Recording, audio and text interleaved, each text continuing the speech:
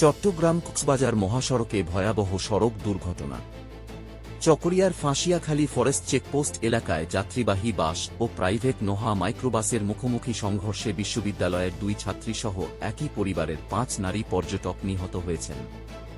এ সময় গুরুতর আহত হয়েছেন আরও 3 জন। বুধবার সকাল 9টার দিকে চকরিয়ার ফাঁসিয়াখালী হাঁসের দিঘি সেনা ক্যাম্পের দক্ষিণে ঘটে এই মর্মান্তিক দুর্ঘটনা।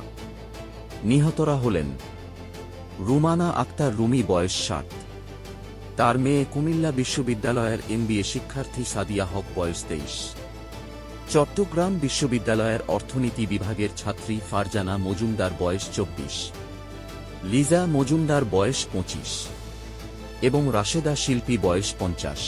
আহতদের মধ্যে রয়েছেন এনামুল হক, মাইক্রোবাস চালক আমিনুল হক ও তার ছেলে। নিহতদের স্বজন নাসির উদ্দিন জানিয়েছেন, সকালে একই পরিবারের 8 জন সদস্য নোহা মাইক্রোবাসে করে কক্সবাজারের উদ্দেশ্যে রওনা দেন।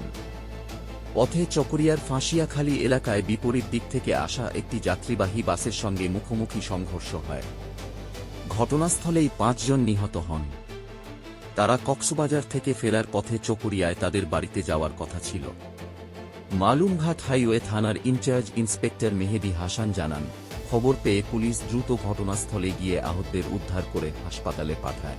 মালুমঘাট মেমোরিয়াল খ্রিস্টান হাসপাতালে 3 জন এবং চকরিয়া উপজেলা স্বাস্থ্য কমপ্লেক্সে 2 জনের মৃত্যু হয়। গুরুতর আহত 3 জনকে চট্টগ্রাম মেডিকেল কলেজ হাসপাতালে প্রেরণ করা হয়েছে। দুর্ঘটনায় জড়িত গাড়ি 2টি জব্দ করা হয়েছে এবং নিহতদের মরদেহ পরিবারের কাছে হস্তান্তর করা হয়েছে। এক পরিবারের 5 প্রাণ হারানোর এই হৃদয়বিদারক ঘটনায় এলাকা জুড়ে নেমে এসেছে শোকের ছায়া। এরকম আরও আপডেট পেতে আমাদের চ্যানেলটি সাবস্ক্রাইব করুন।